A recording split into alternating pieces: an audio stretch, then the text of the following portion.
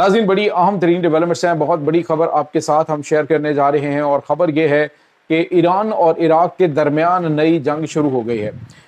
عراق کی جانب سے ایک بڑا اٹیک کیا گیا ہے، یہ کس قسم کا حملہ ہے، اس کی تمام تر ڈیٹیل امریکہ اسلامی ممالک کو آپس میں لڑوانے کی ایک نئی گیم جو ہے وہ تیار کر چکا ہے، اس کی تمام تر ڈیٹیلز آپ کے ساتھ ہم شیئر کریں گے۔ جبکہ ناظرین دوسری طرف ایرانی اسپیکر محمد باقر کالباف جو ہیں ان کا انٹرویو اچانک جو ہے وہ کیوں روک دیا گیا، اس کی تمام تر ڈیٹیلز، اور اس کے ساتھ ہی ناظرین امریکی اشاروں پر چلنے والے بحری جہاز جو ہیں اسٹریٹ آف ہارمز میں نشان عبرت بن گئے ہیں، اس کی بھی تفصیلات آپ جان پائیں گے۔ ویڈیو کی تفصیل میں جانے سے پہلے اگر آپ نے ہمارے اس چینل کو سبسکرائب نہیں کیا ہوا تو آپ سے گزارش ہے کائنڈلی اس کو سبسکرائب کر لیں اور بیل آئیکن کو ضرور دبا دیں تاکہ ہماری آنے والی ویڈیو سب سے پہلے آپ تک پہنچ سکیں۔ ناظرین ہم آپ کے شکر گزار ہیں جو آپ ہمارے ویلاگس کو دیکھنے کے لیے وقت نکالتے ہیں اور کمنٹ سیکشن میں اپنی محبتوں کا اظہار بھی کرتے ہیں۔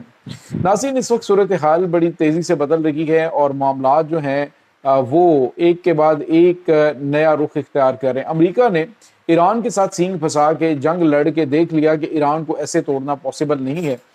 اس کے آس پاس جو ہمسایہ ممالک ہیں انہی کے ساتھ ان کا کنفلکٹ جو ہے وہ اسے کمزور کر سکتا ہے۔ ناظرین یہاں پہ آپ کو یہ بتاتے چلیں کہ پہلے آپ کو پتا ہے کہ ایران کی پراکسیز جو ہیں وہ اسرائیل کے آس پاس کے جتنے بھی ممالک ہیں وہاں پہ موجود ہیں، جس میں یمن ہے، جس میں لبنان ہے، اس کے بعد شام اور اس کے بعد عراق، یہ تمام ممالک کے اندر ایرانی پراکسیز بہت زیادہ سٹرونگ تھی۔ لیکن ناظرین شام سے بشار الاسد کی حکومت کو ختم کیا گیا، وہاں سے ایران کا یہ بقول ان کے اثر و رسوخ ختم کیا گیا، جولانی کو وہاں پہ لایا گیا، اور اس کے بعد جو جولانی کے وہاں پہ ISIS کے اور القاعدہ کے جو پہلے ان کے وہ دہشت گرد تھے، آج وہ وہاں کے جو ہے وہ آفیشلز ہیں۔ اب ان کے ذریعے حزب اللہ کے خلاف بھی کارروائیاں کروائی گئیں۔ آج جو ہے ویسے تو باقاعدہ طور پہ جو شام کے وزیر خارجہ ہیں انہوں نے لبنان کے اوپر حملوں کی مذمت کی ہے اور جنوبی لبنان کے اوپر اسرائیلی فوج کے قبضے کی بھی مذمت کی۔ یہ ناظرین کچھ ایسے یوں سمجھ لیجئے کہ جسے آپ فل ان دی بلینکس چیزیں جو ہیں وہ کی جا رہی ہیں، ادروائز ساری کی ساری چیزیں کیلکولیٹڈ ہیں کہ کیا کیا ہونا ہے اور کیا کیا کرنا ہے۔ اس وقت ناظرین لبنان کے اندر حزب اللہ کے گرد گھیرا تنگ کیا جا رہا ہے اور 20 ستمبر تک آ گیا ہے جی کہ وہ یہ جو عام ڈسارم ان کو کر دیا جائے گا، ان سے ہتھیار لے لیے جائیں گے۔ دوسری طرف ناظرین جو عراق ہے وہاں پر حالات جو ہیں وہ اچانک خراب ہوئے ہیں۔ ناظرین محمد علی الزادی جو ہیں جو کہ ان کے نئے پرائم منسٹر ہیں، انہوں نے کہا جی کہ ہم ایرانی پراکسیز جو ہیں انہیں وارن کرتے ہیں کہ وہ 20 ستمبر تک ہتھیار ڈال دیں اور ہم ان کے خلاف کارروائی نہیں کریں گے، ادروائز جنگ ہوگی۔ تو ناظرین یہ اچانک جو ہے وہ ہواؤں کے رخ کیوں بدلے ہیں؟ تو اس کی وجہ یہ ہے کہ یہ جو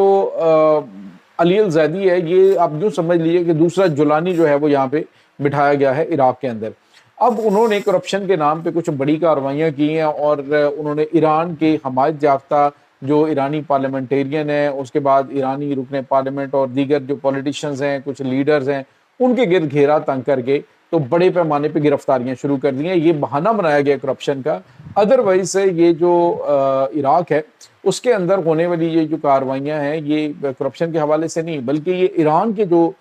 حمایت یافتہ ہیں جو شیعہ کمیونٹی سے تعلق رکھتے ہیں ان کے خلاف یہ کارروائیاں انجام دی جا رہی ہیں۔ جتنی بھی گرفتاریاں ہوئی ہیں ان کے اندر سارے کے سارے ایرانی حمایت یافتہ یا ایران کی حمایت کرنے والے شیعہ رہنما جو ہیں وہ شامل ہیں جن کو گرفتار کیا گیا اور ان کے اوپر کافی سنگین الزامات لگا کے اب لمبے ٹائم کے لیے انہیں جو ہے وہ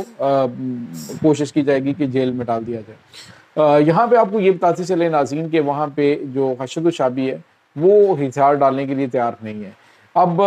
جو ان کی گورنمنٹ ہے ان کو ابھی امریکہ نے اگلے مہینے کہا ہے جی کہ ابتدائی طور پہ ہمارا جو کام ہے وہ کرو نا، تو اس کے بعد اگلا کام ہم آپ کو بتائیں گے۔ $560 ملین جو ہیں یہ ان کے فریز جو ان کے ایسٹ سے عراق کے ان میں سے ان کو دینے کا اعلان کیا گیا، یعنی پہلا انعام جو ہے وہ کہ ان کے جو فروزن ایسٹ ہیں وہ اب دوبارہ ریلیز کرنے کی بات کی گئی ہے، تو ان میں سے $560 ملین جو ہیں وہ عراق کو دے دیے جائیں گے۔ اس کا مطلب آپ سمجھ سکتے ہیں کہ یہ پیچھے گیم کیا چل رہی ہے۔ امریکہ مشرق وسطیٰ کے اندر ایک نئی آگ بھڑکانے کی کوشش کر رہا ہے، دونوں ہمسایہ ممالک بھی ہیں ایران اور عراق، اور ان میں آپس میں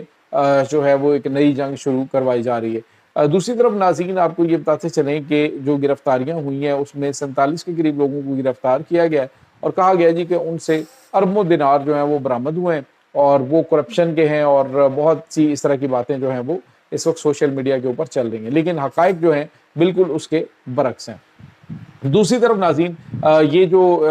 ایران کے سپریم لیڈر آیت اللہ سید علی خامنائی کی جو آخری رسومات ہیں، اس کے بعد جو ہے وہ معاملات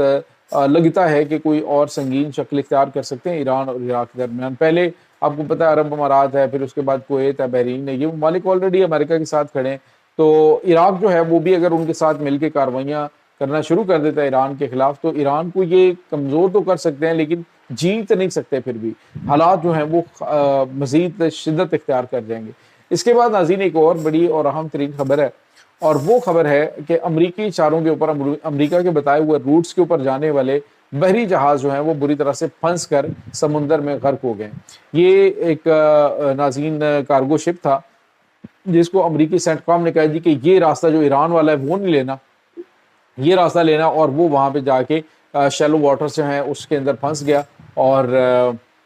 یوں سمجھ لیجئے کہ وہ اس کی تباہی اور بربادی ہے۔ تو ایران نے کہا ہے کہ جو ہمارے بتائے ہوئے راستوں کے بغیر امریکہ کے بتائے ہوئے راستوں پہ چلے گا تو اس کے ساتھ یہی ہوگا، اور اس کو ہم بچانے کے لیے بھی نہیں جائیں گے بلکہ اس کے لیے انہیں بھاری قیمت چکانی پڑے گی۔ تو یہ چیزیں اس وقت ناظرین چل رہی ہیں۔ جو امریکہ اس وقت اسٹریٹ آف ہرمز کے اندر اپنا اثر و رسوخ بڑھانے کی کوشش کر رہا ہے، وہ اس وقت ناکامی کا سامنا کرنا پڑ رہا ہے۔ دوسری جانب ناظرین جو ایران کے اسپیکر ہیں قومی اسمبلی کے محمد باقر کالباف جو ہیں، وہ ایک انٹرویو